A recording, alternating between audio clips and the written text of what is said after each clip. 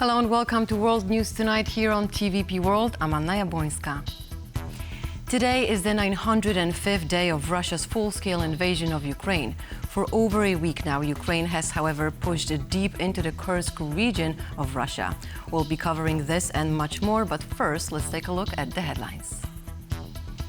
Vladimir Putin has to transfer his troops from Ukraine to defend Russia. Ukraine strongly denies accusations that they were involved in damaging the Nord Stream gas pipeline. And WHO Director General declares monkeypox outbreak a public health emergency of international concern. The US says it will announce a new aid package for Kyiv soon as Ukrainian forces continue their push into Russian territory. The UK and Canada are among the countries which already gave the Ukrainians the green light to use weapons donated by them on Russian territory. Ukrainians say they are advancing further into the Kursk region. Numerous videos of Russian prisoners of war have been published from the area, as the Ukrainians claim to have gained control over several new Russian settlements. In total, there are already more than 80 of them. I thank every soldier of ours who ensures all this. Well done. The Ukrainians mark the equipment involved in the Kursk operation with triangles. Reportedly, plenty of Western machines, including artillery systems and tanks, also have such triangles painted on them. We have seen Italian and Czech weapon systems too, and the US HIMARS as well deployed into this operation. So it's not just the UK. According to the Ukrainian army, the forces were able to move 35 kilometers deep into Russian territory since the beginning of the incursion last Thursday.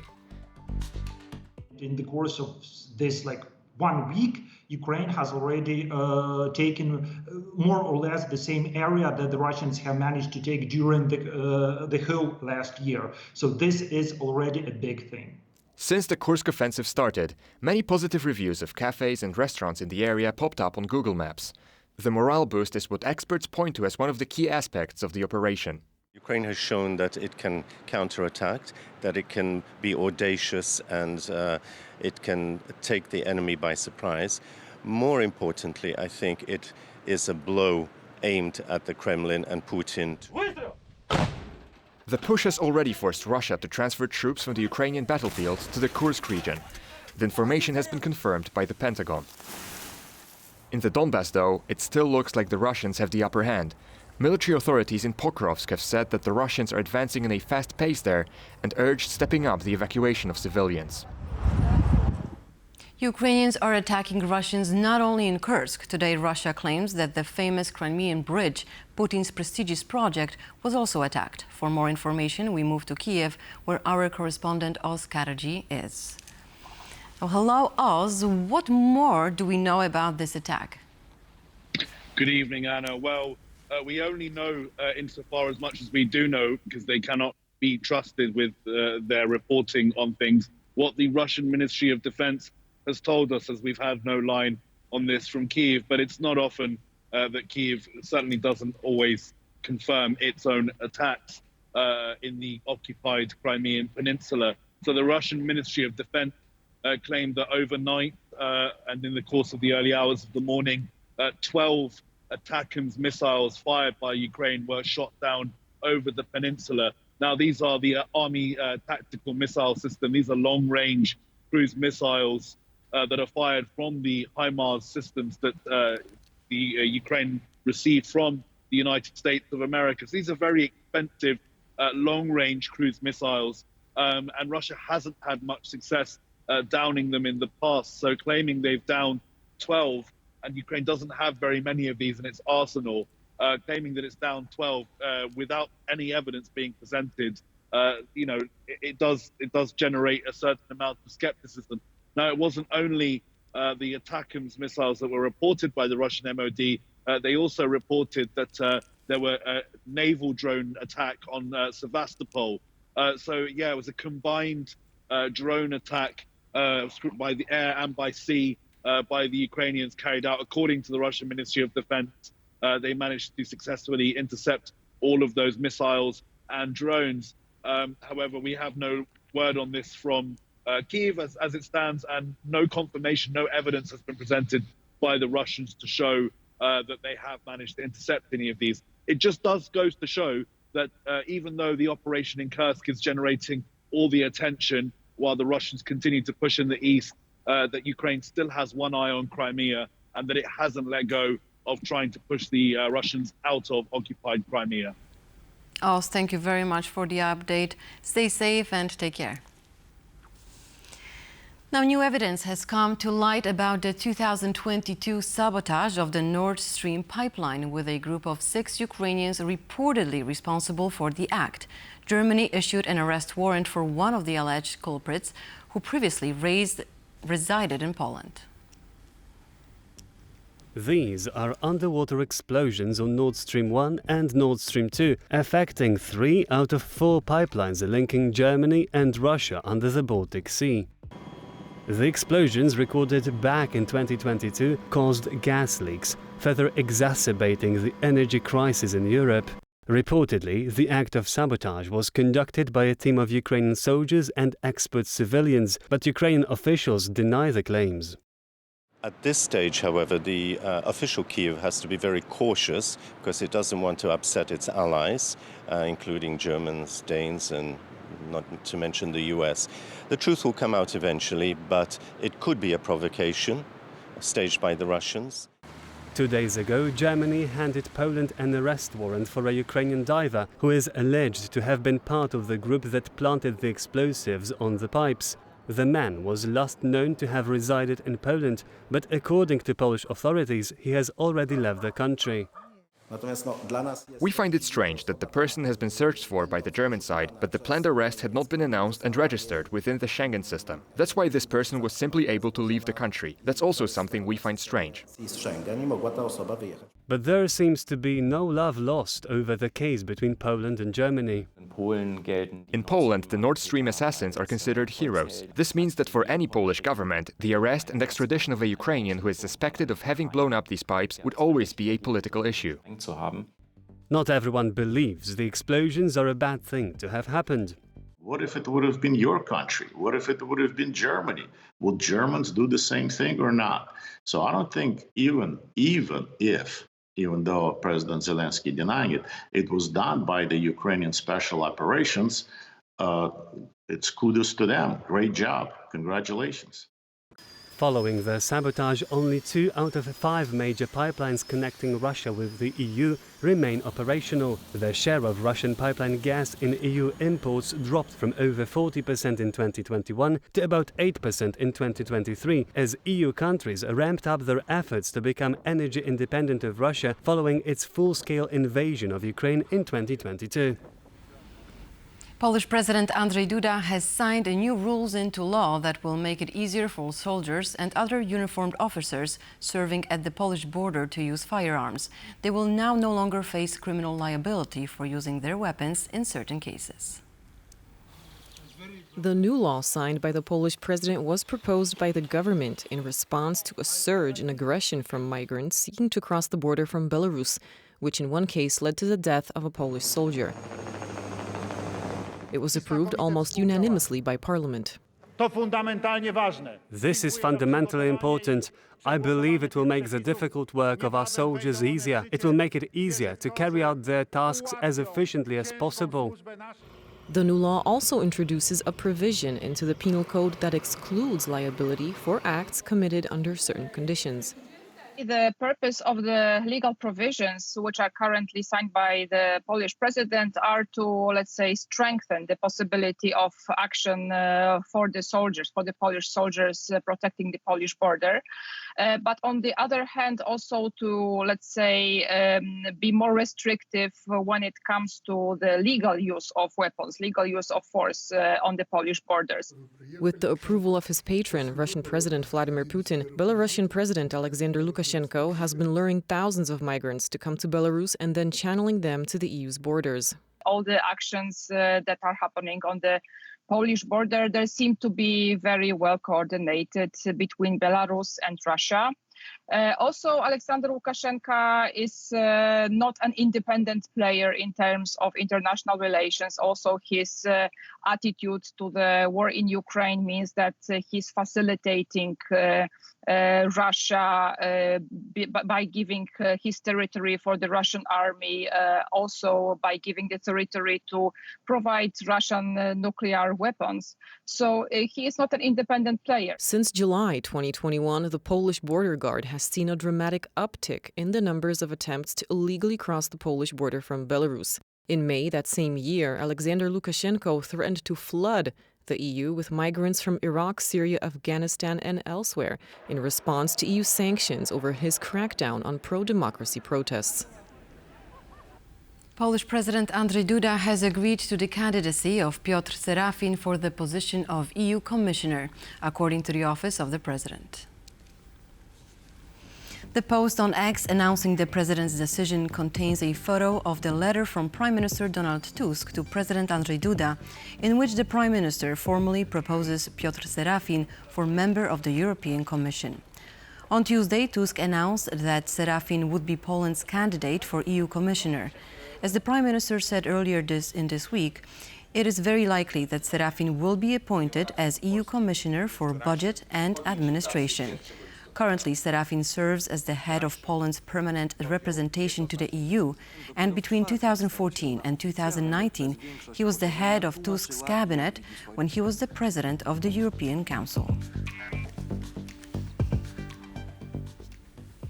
According to the Palestinian Health Ministry in Gaza, the death toll of the Israel-Hamas war has surpassed a staggering 40,000. The IDF claims that their presence in the Gaza Strip will continue until their military goals are met.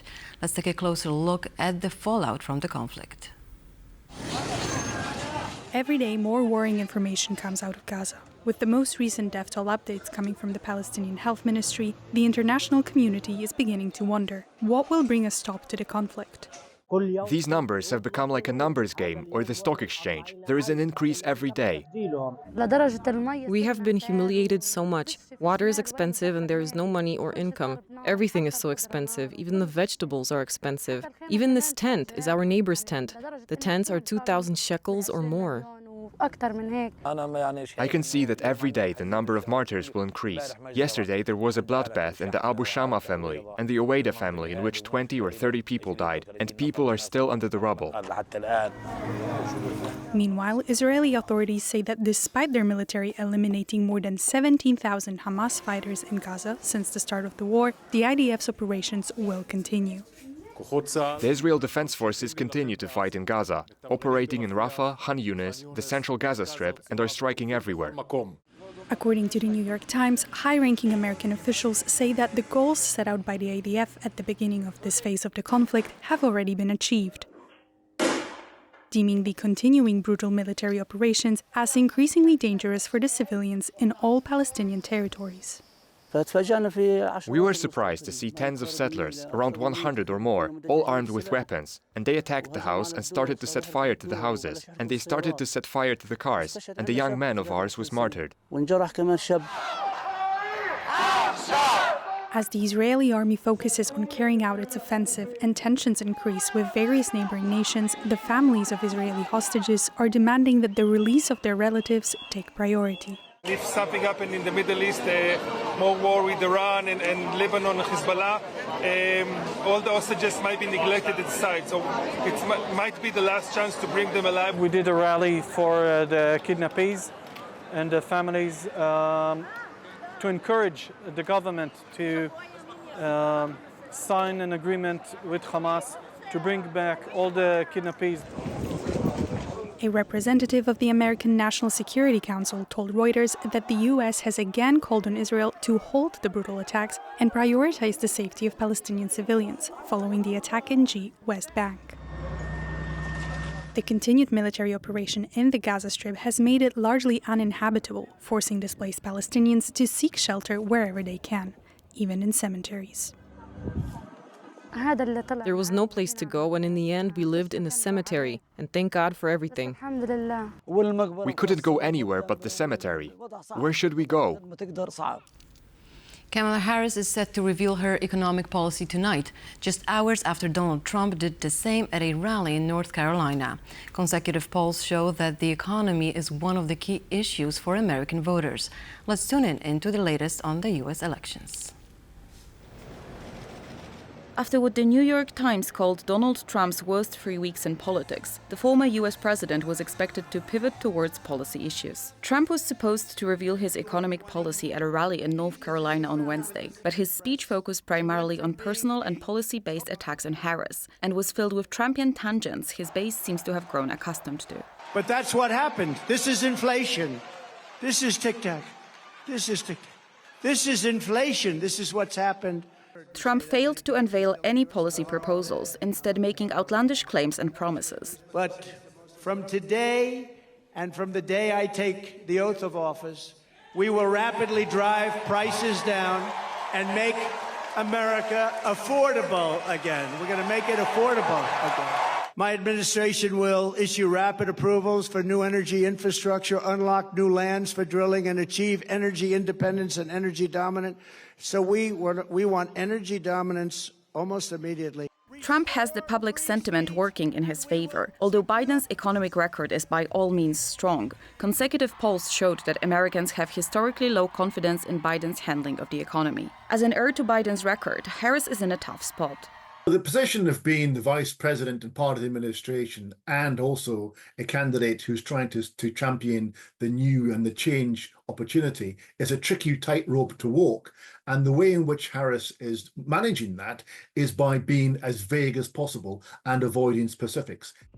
Harris's strategy seems to be paying off, as polls show that Americans trust her with the economy significantly more than Biden. In less than a month, Harris erased Trump's lead over Biden and is seen taking the lead herself. It is expected that Harris's policy announcement will focus on affordable housing, tax credits for working parents, and putting a stop to price gouging, especially by big pharma.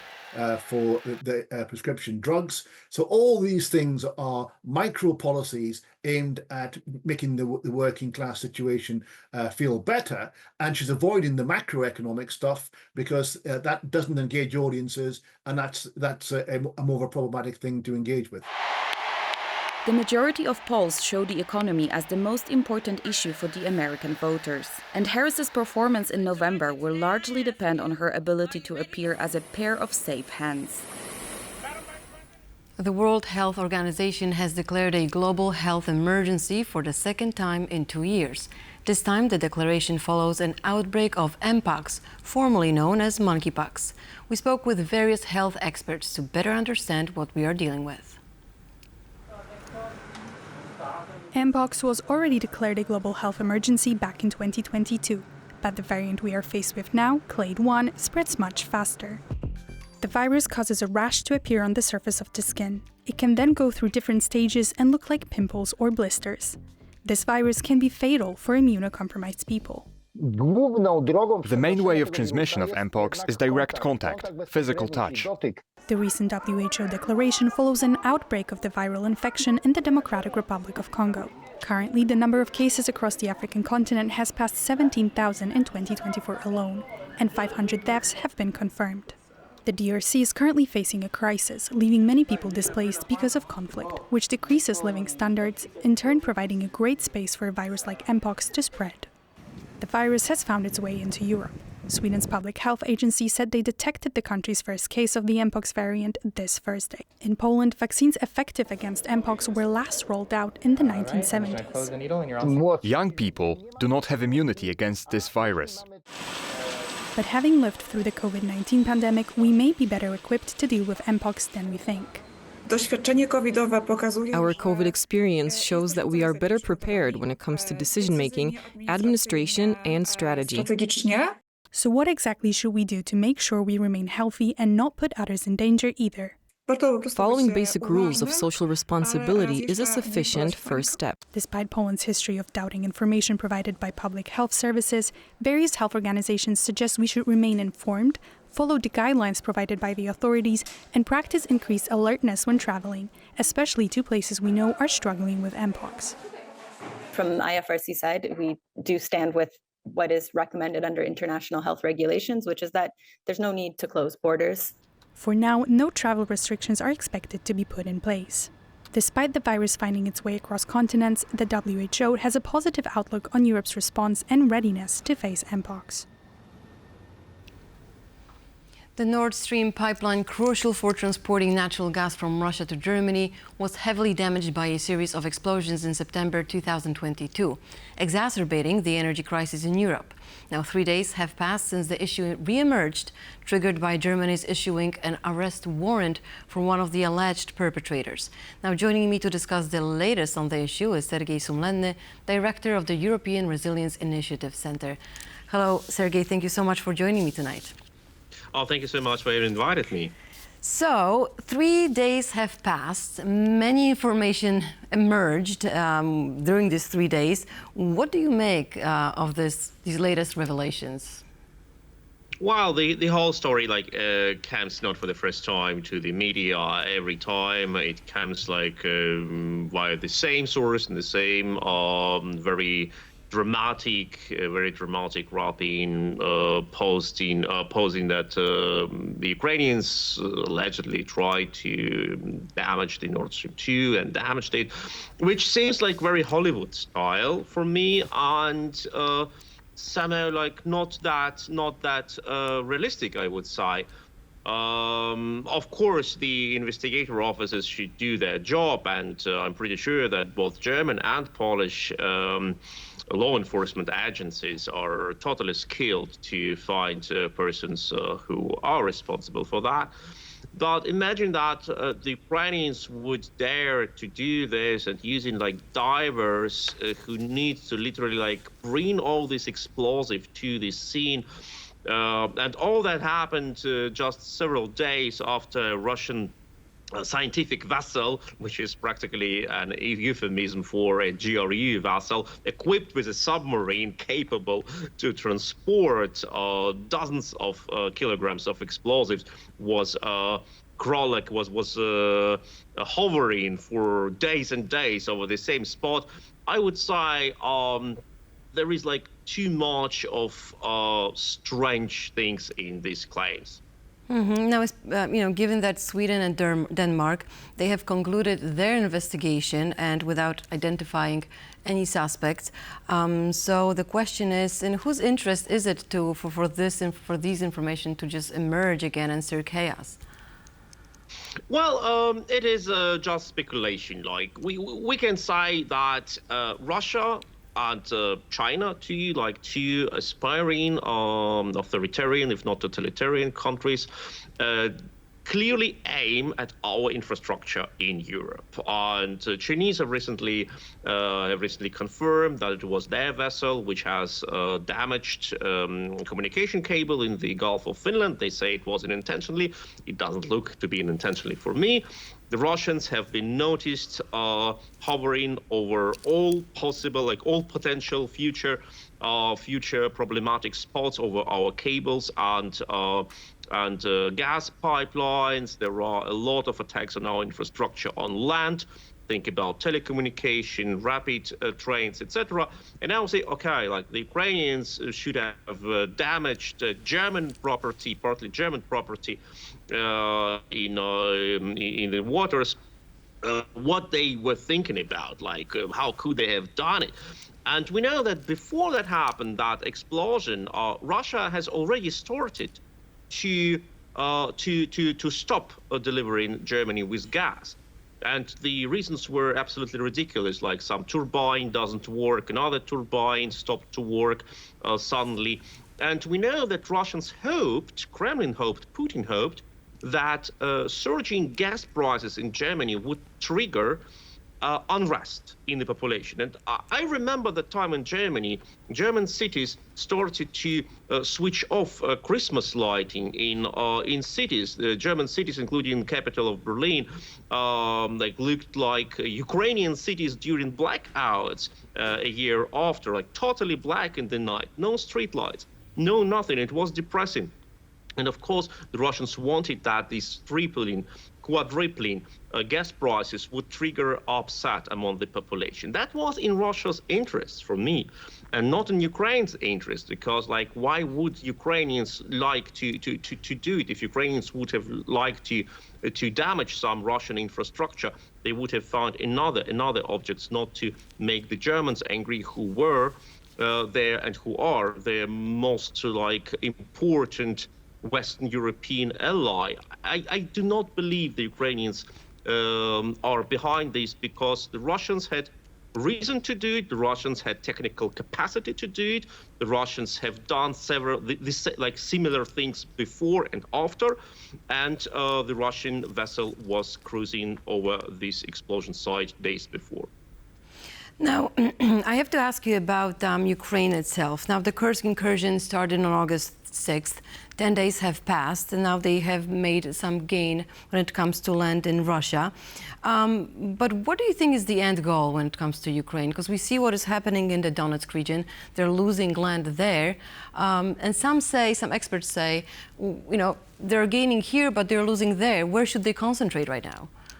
Oh, that's an excellent question. Brilliant. And I'm now in Kiev, and I have been yesterday in Pokrovsk, 12 kilometers from Russia's front line, with the 47th Mechanized Brigade. Spent a day with them. And when you stay in Pokrovsk, you know that the Russians are really advancing. Last month, I've been there to Mirnograd, another city a bit closer to the front line. The house where I slept back then is not accessible anymore because it's too close to the front line, just 7 kilometers.